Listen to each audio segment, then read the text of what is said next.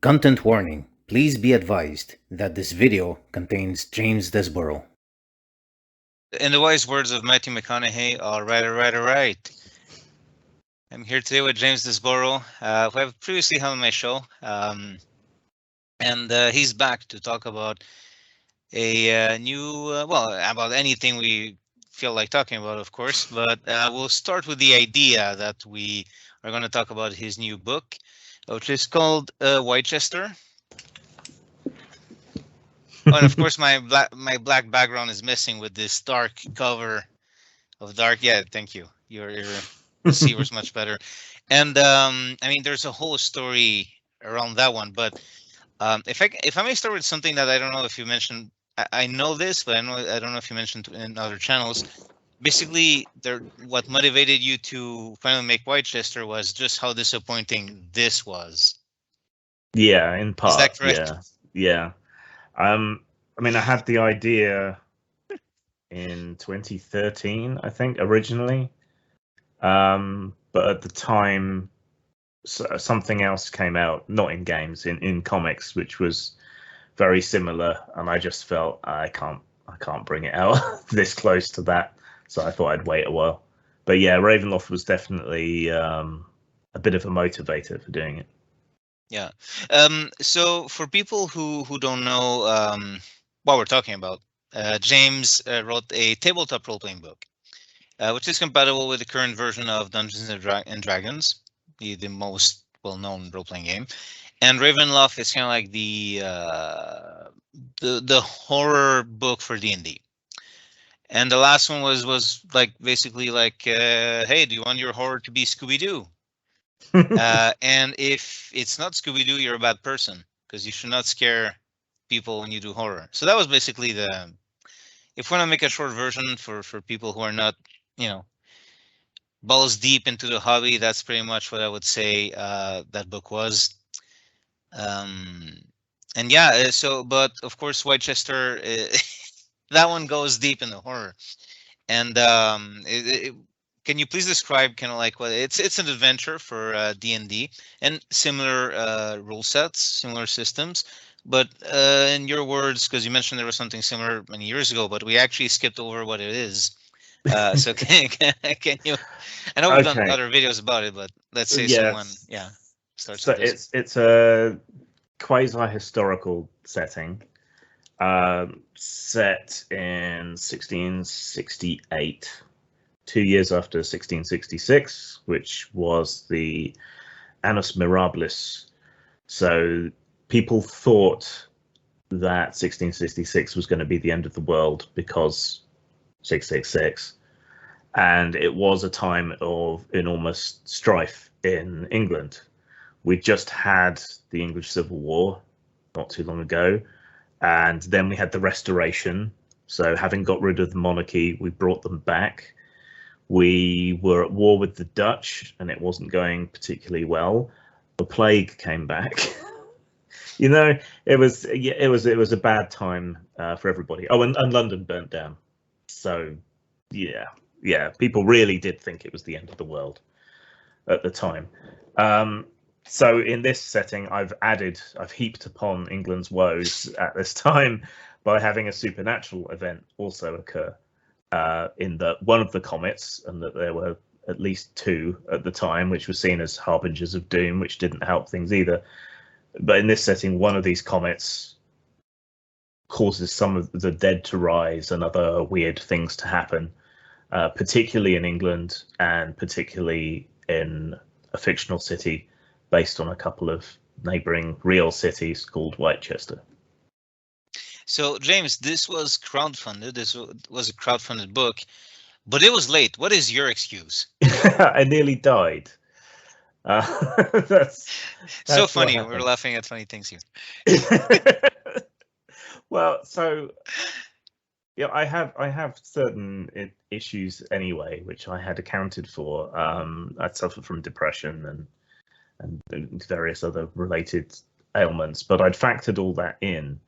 But shortly after the crowdfunding succeeded and ended, I went for an eye appointment, and the optician said, you need to go to hospital.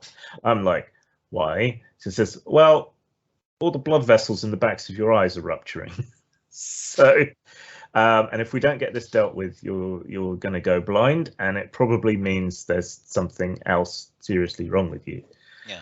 So we got an appointment at the hospital as soon as possible, which wasn't for a couple of days, during which I was on edge.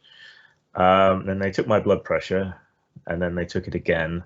Then they went and got another doctor, and they took it again, and they said, we're admitting you. Your blood pressure is highly dangerous. You're not going back home today. You're not going back home today. I was in there about a week, I think. Yeah, you're not leaving until we get your blood pressure down, because you could have an aneurysm or some other issue any moment. Yeah, I'm still there, by the way. I think I'm having camera issues. Let's see. Yeah, so following that, I spent most of the year in bed while various treatments and things were tried out. More tests, more drugs. Yeah, so that kind of delayed things quite a bit. Yes, by the way, I might be trying to fidget a little bit with the camera, but in the meantime, let's not slow things down. Basically, this lasted how long? Your woes, your health woes, because I remember it lasting, I think, a year. Was it? Yeah, as about a year, I was completely out for the count, waiting for an operation. So what had happened, what had caused the blood pressure issues was, well, you can think of it like a kidney attack, the way someone has a heart attack from the narrowing of arteries there. One of my arteries to one of my kidneys had narrowed, and basically all the blood was backing up and then suddenly releasing, and then backing up to high pressure and suddenly releasing. So I had to have a stent put in my kidney. And that took ages because COVID. My whole medical team caught COVID twice during that period, so that pushed the operation back, pushed it back again. And there were all the testing protocols and everything as well. And in the end, the operation didn't actually fix it.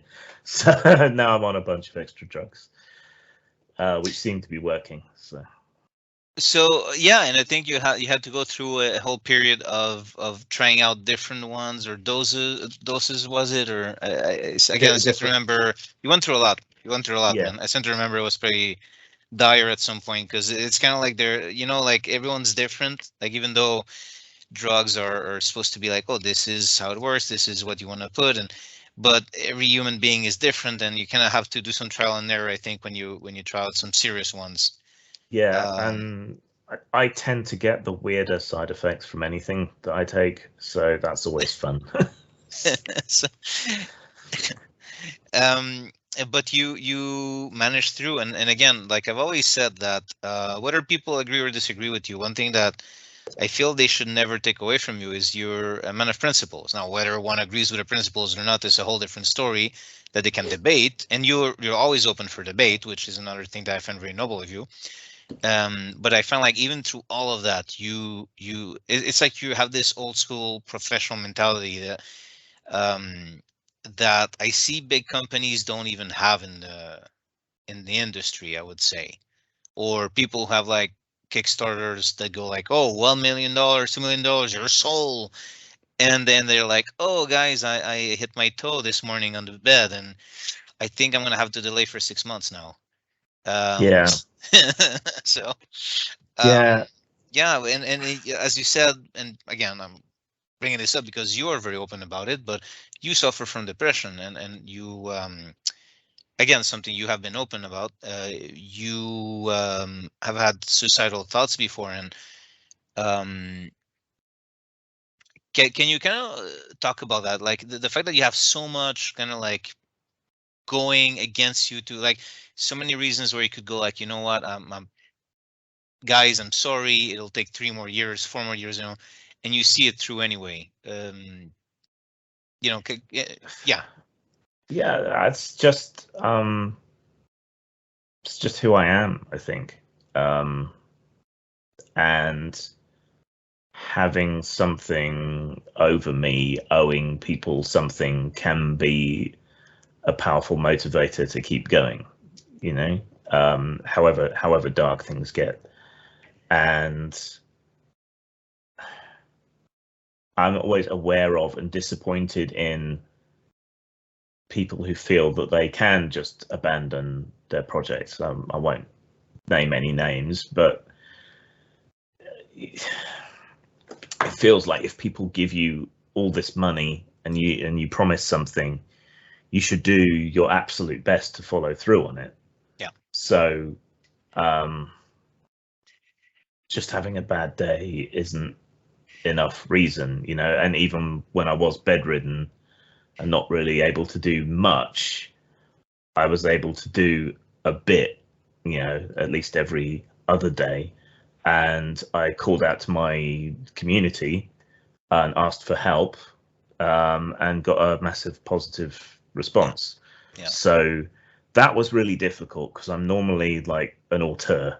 I like to do everything myself, but there was no way I could get the book out remotely on time without people helping me out. So that was really difficult, more difficult, I think, than just struggling on. Was, oh, I'm going to have to let other people touch my baby and do things in ways that I might not necessarily 100% like, but I have to get this done, you know. So it was quite, it was an interesting learning experience, to have to work with other people to that extent. I mean, I normally work with artists and things, but working with other writers and designers, or people that just wanted to help and didn't necessarily have a lot of previous experience in the business, you know, but I had to turn to people for help, which isn't easy for me at the best of times, but I had to get it done. So, yeah. What do you think it's not easy for you?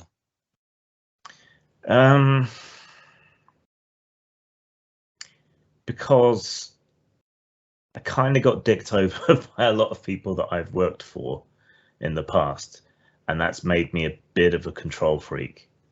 And I also tend to think that while auteurs can get pretentious or they don't have a moderating influence from other people, I also think there's something about a purity of vision and a singular purpose that can produce superior work.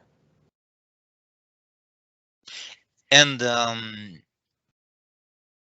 now that you have had people help you, how do you imagine, like, does that open the doors for you, like, mentally? Not for everything, but do you now imagine, oh, you know what, maybe at some point I'll work with this person and we'll do this together, and because then it's this thing you can do a bit faster and it's fun and you can put it out there. Is that something that kind of opened your horizon, or did it just let you know, like, you know what, I'm thankful for everyone who helped, but this is not me, you know, like, where do you stand on that now that it happened? I mean, I've always liked helping other people get stuff published. So I've always been happy to read other people's manuscripts or give them tips. I created a video course for people to watch if they want to get into RPG publishing. Way back, I wrote the guide to publishing for D20 for Drive-Through, way back when. Yeah. And I have worked with people before, but usually on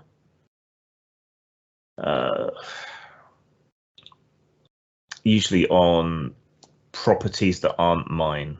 Like some people have helped with the Tales of Gore adventures. And I don't feel quite so precious, weirdly, about other people's IP, and letting other people play around with that. But when it's my idea, I still have that sense of wanting control. I think this experience has probably loosened that up a bit. I could do so much more if I let people help. So the only real problem now is the money, because you want to pay people. Yeah, of course.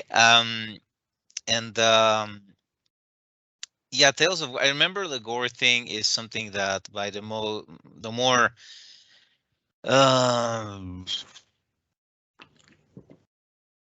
from people who tend to have moral panics and all that. I remember gore is like that book that people kind of like try to use against you or something sometimes, because it's like this. And now I'm really like, I barely know what it's about, but my understanding is that it's sort of like a fantasy series in a setting that has a lot of slavery, but it's also kind of like romanticized, not realistic at all. It's kind of like a bit of a fantasy series, I guess.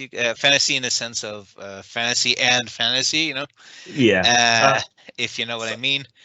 So I guess some people kind of like, I remember like, sometimes people go, oh yeah, he wrote that, like an accusation. yeah. Like, So, well, okay. So the Korean novels, they're still being written. I can't reckon the author's got many years left in him, because he started writing them in 1967, I think.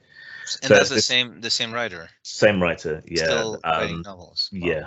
Yeah, and it must be in his late 80s at least. So yeah, it's this big, enormous span of novels. I think there's about 30 now.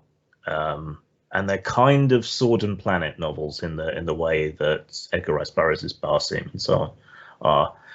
And for their time, the Barsim novels were pretty racy, because the Martian princesses were always naked apart from Jules, even if the illustrations didn't necessarily follow through Yeah. on that.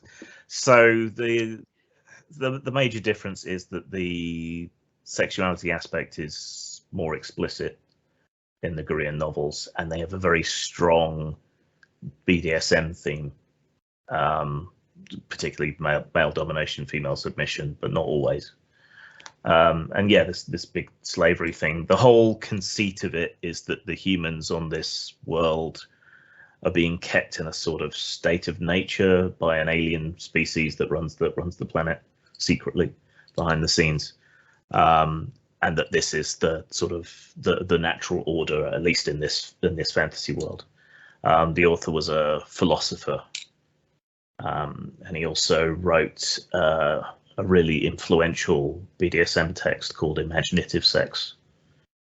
And yeah, people use it as a stick to beat me with, but well, in the spirit of openness, we've talked about me nearly dying, and we've talked about my mental health issues.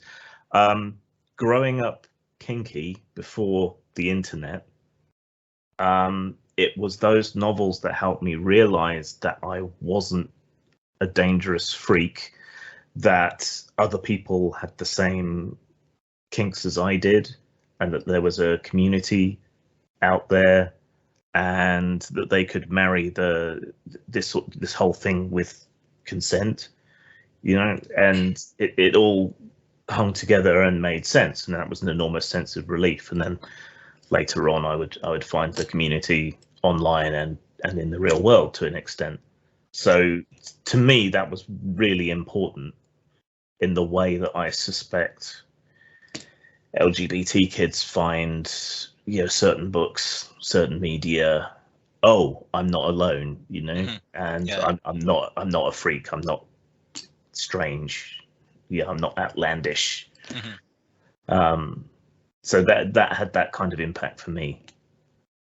And the way those novels are written, like, is it, and maybe this is something people debate, I don't know, is it like, is the other kind of in this mode of like, oh, this is what I really think how things are, or exactly in the real world, or is there this acknowledgement, this is a fantasy, this is for the fantasy of it, it's not something that I think would work in real life? Like, does the author of those books, did he take a stance or on that, or?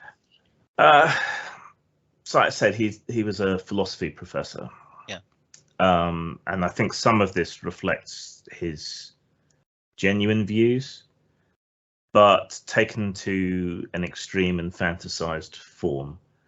So like in Imaginative Sex, which again, like I say, is a really influential non-fiction work, consent is very much underlined there.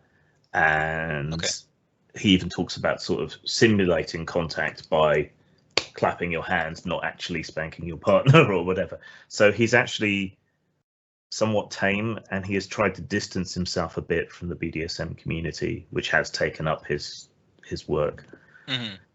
it seems to me, given the so in amongst all the fantasy and the world building, there are lengthy philosophical diatribes about these sorts of things, which most of the fans of the work kind of glaze over and flip through. So I think there's some of that in his ideas, but I think the community that has grown up around those novels isn't thinking that this is the natural way of the world, how it should be. This isn't really how things are. It's a fantasy. Yeah, so to hold that against a reader, a fan of the series, from what I'm understanding, is like as if someone were to shame a woman reading 50 Shades of Grey in the bus or something. Yeah, exactly. It's the same amount of moral panic and being an asshole, basically. Yeah, kink shaming. So, yeah, exactly. Yeah, that's not okay. That's not okay. And but I think what's happening here as well is, and I guess we're gonna get into those things, but I think now more and more it's like,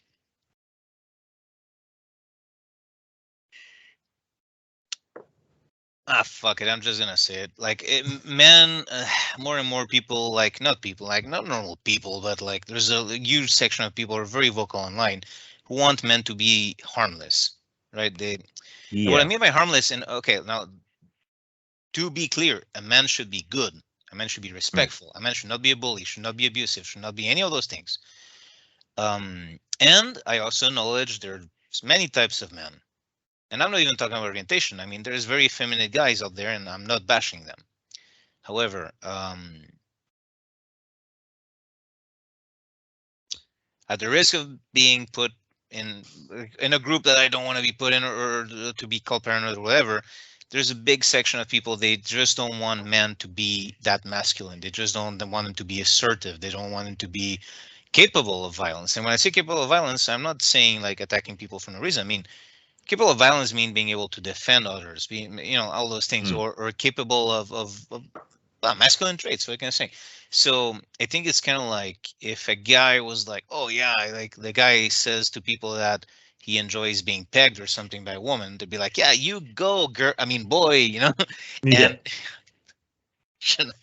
but if the guy's like, oh yeah, like I like to be dominant or whatever, then they'd be like, oh, you piece of shit, like. I think we've come to that place, but I think the pendulum is also swinging back. I think it's like, these things come and go, and No, it is very much like that. Male doms are often seen as dangerous or creepy or whatever else, which is unfortunate for both them and the women who are more submissive, or the men who are more submissive even. You mentioned 50 Shades of Grey, right? Massively. Which apparently is super problematic for like the BDSM community has gone against that book. And... Yeah, we hate it for many reasons. It doesn't emphasize consent. It creates bad ideas of how these things are supposed to go. That seems like a big one. Sorry to interrupt, but that's the guy in it is clearly sociopathic. Doesn't know what he's doing. He doesn't play safely. He's rich. But he's rich, yeah. But 50 Shades. I mean, so many. I know I'm drawing back, kicking, screaming something that's like old and forgotten, and like you're like, why do you even bring it back? No, it's fine. I'm always happy to talk about stuff. I mean, look, this is what, like, you're talking to a normie here. I'm gonna be like, oh yeah, like it's like, if I talk about I don't know, if I talk about comic books, like superheroes, most people only talk about the Marvel movies. They're not going to talk about the comics. So I guess it's the equivalent for normie. Like, you're like, BDSM, like 50 Shades. Well, look at 50 Shades. How popular was that book, right? Oh, fuck, man. You know what was so weird? Like, all the women reading it in public transportation, I was like, you're reading porn. Well, maybe not porn, but I was like, in public. This is outright in public. It was amazing. It was like, I mean, I gotta congratulate at least for that. It made it mainstream to read that in public. I'm like, okay. I mean, I don't know, like, how did it get so mainstream? I don't get it. I think nothing against the mainstreamness of it. I just mean I don't understand how it happened. Yeah, like, I mean, there was, and I think there is a hunger, at least in people's fantasy lives, and clearly it's a lot of women mean, the majority of Gore fans were women. Okay. Interesting. There seems to be a hunger there for men to be more proactive, more masculine. I wonder why. At least in terms of their fantasies, right? Not necessarily in terms of their realities, but the popularity of 50 Shades has flooded the kink community with a lot of women who are actually quite vanilla and don't know what they're getting into. That makes sense, though. All right, and it's also made what used to be normal male behavior into a kink. So suddenly the BDSM scene is flooded with normal people.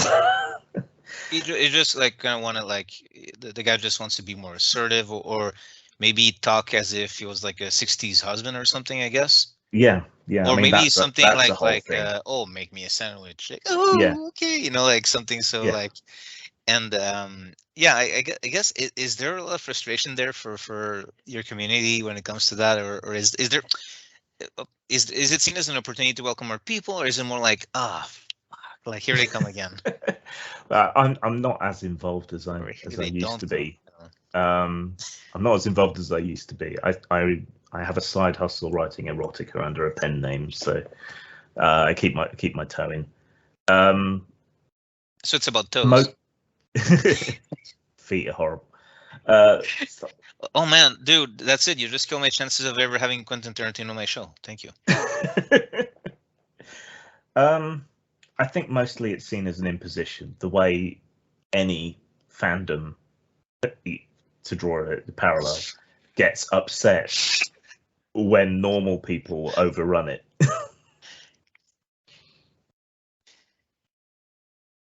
Yeah, exactly. 5e. Yeah, I guess it's. But you know what? That kind of opened the floodgates, didn't it? For okay, so I'm gonna tell like a short anecdote about myself when I was at my a few years ago at the previous job, and people are like, Bruno, why do you do MMA? It's so weird. Like you go and you get punched in the face and you get strangled. Like, why would you do that? And I was like, well, I also punch. I also strangle other people. It's not always me getting the shaft, but.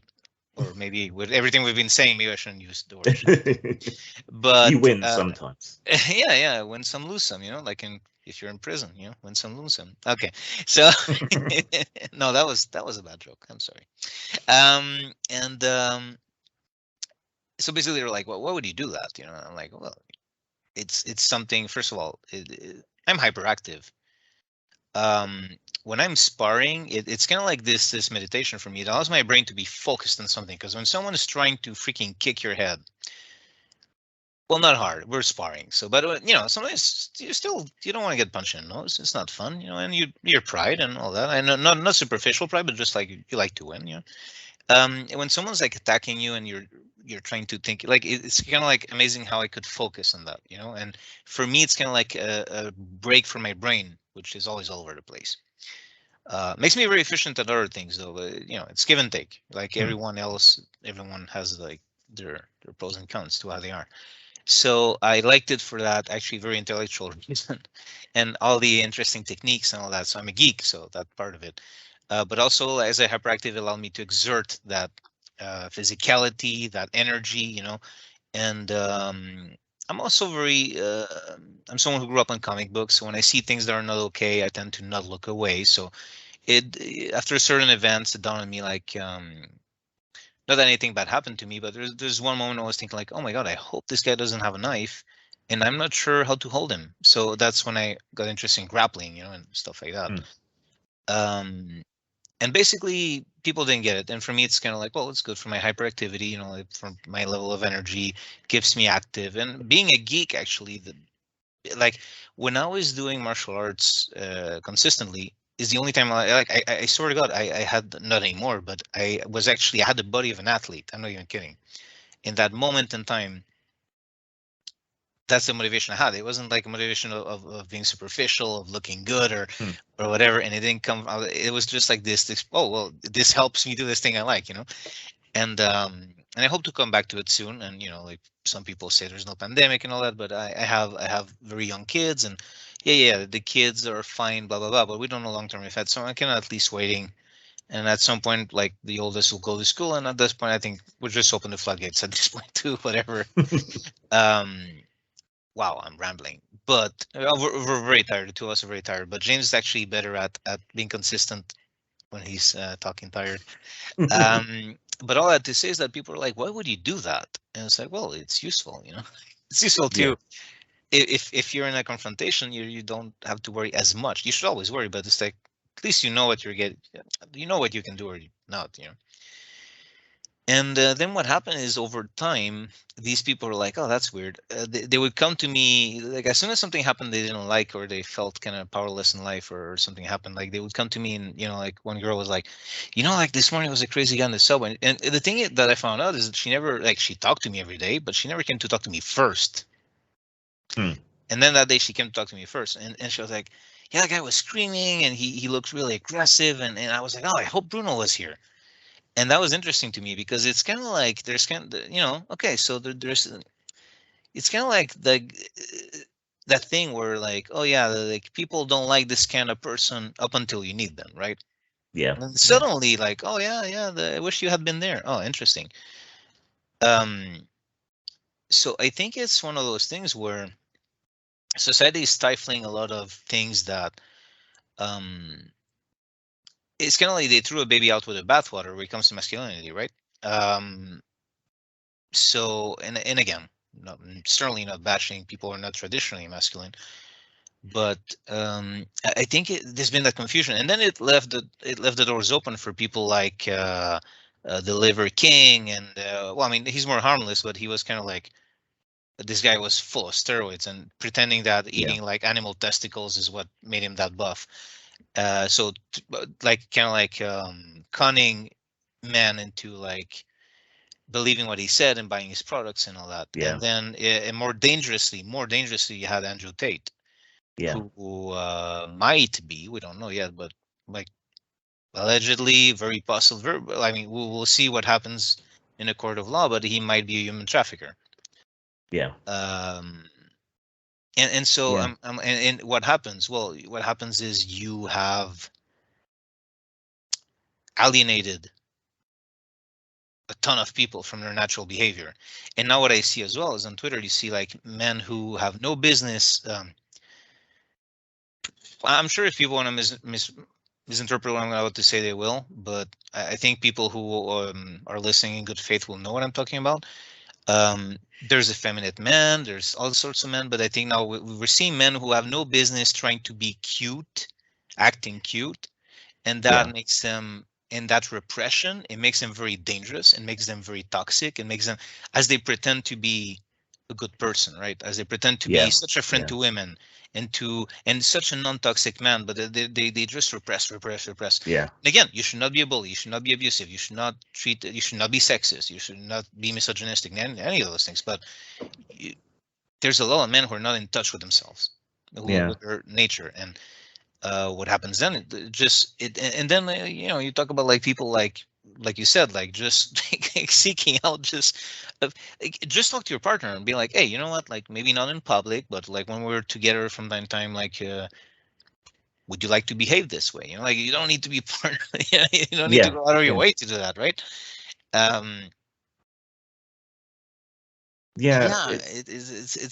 Con men are just taking advantage now. They're just like, and the predators have just become, they pretend to be the nice guy, so they've just adapted, and a whole bunch of guys have been completely alienated from dating, from women. They feel that nothing they can ever do is going to be good enough. There's a lot of men who have been left behind by society now, or discarded, and there's nobody talking to them. There's nobody trying to build them up or teach them to be good men. And into that vacuum have come people like Tate and so on, say, well, just hustle, just take what you want. That's what a real man is. And Tate is a piece of shit. Tate is an actual is a predator. And also like that harmless facade is just like the perfect playground for actual predators and abusers. You know, Yeah, like it's yeah, it's just like, oh, if I wear a T-shirt that says feminist on it, like the thing is that if I see a guy wearing a T-shirt that says feminist, it's like it's one or the other. It's either one of two things. That's not a normal guy. That's either a super feminist guy, like super feminist who might like smash his testicles on the table at night when he goes home just for the crime of being a man or something. I'm kidding, I'm kidding. But you know what I mean, like super like into the whatever feminism is about these days. I'm sure I'm an old school feminist, but I'm pretty sure I'm not a modern day feminist. yeah, And then there's the guy who is quite the opposite of a friend yeah, to women, and he knows that just by wearing that T-shirt, they will drop their guard. And I find it depressing the lack of acknowledgement that I see regarding that. yeah, And to me, it's kind of like, and I'm sorry to say, but like women back in the 90s, the 80s, 90s, early 2000s, like they knew how to spot a bullshitter, huh? You know, like they had like they were in touch with their feminine side and their feminine instinct, yeah, and they could often spot a bullshitter, and the bullshitters had to be a lot better than what they are now. Now all they need yeah, to do is like just parrot some bullshit they read online, wear a T-shirt that says the right thing, yeah, you know, seem harmless enough, and they're into the club, and that yeah, makes no sense because if there's one thing that women are normally very good at, it is instinct. It's the like just feeling people out. Just you know, us men are more like, what did he do? What was he yeah. looking like? How did he move that mother? What face did he make? But women, you know, Vibes. just yeah, they pick up on those things if they allow themselves to to be themselves. Yeah, Yeah, I don't know. I I wish I was in a position where I felt that I could reach out to these guys who feel left behind. But I wasn't particularly traditionally masculine. You know, I was intellectual and artistic. I was bullied horrendously, and you know, constantly called gay slurs and things just because I like to read. That's just how things were back then, I guess. I don't feel that I'm in a position to offer anything to these guys. I don't know anyone who is. The few sort of outreach things I've seen, like the Good Men Project and so on, it's very feminized. That's just not going to appeal to these kinds of men um, who feel left out and left behind. We need an actually masculine form of masculinity that is not this hustle culture of just take what you want. At the risk of sounding old fashioned, you know, a bit of chivalry wouldn't go amiss. no, it would not. It fucking would not. And yeah, no, you know what? It's that is I fucking agree. Okay, James. Well, so first of all, thank you very much for coming back to the show. As always, you're welcome back anytime. Um, before we conclude, is there anything that you wanted to mention or anything that I mean? I'll put links down below. Any anything you wanted to plug or whatever, upcoming products. Uh, well, Whitechester, Yes, obviously, yes, is the main thing. I would like a lot more people to buy it. I think you'll get a lot out of it. yes.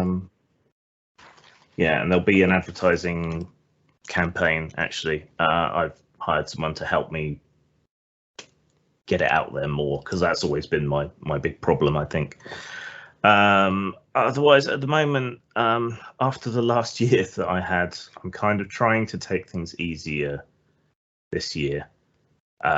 So taking some time to do other things. So just, I don't know, watch my social media, Grimasaur on Twitter, my YouTube channel. I've got a series going on there at the moment called Roll for Insight, which is just me answering questions about games design and pretty much anything else anyone wants to ask me. Seems to be going quite well. So that's on Postmortem Video on YouTube. I just recently took Alan Moore's video course on writing, the BBC Maestro course. So I've picked up my fiction a bit more again. You can find that kind of stuff at talesofgrim.wordpress.com if you're interested in that. My stories. What else? I'll be doing odd bits and pieces here and there for things, and my second YouTube channel, Grim Streams, I'm engaged in a project of playing everything that I haven't played in my bounteous role-playing game collection at least once. So yeah, this weekend we're playing Hot War. Amazing. And everything you said and more, I'll put links. So, and even if you forgot to mention something, just send me a list of links and I'll copy paste them in the description, of course.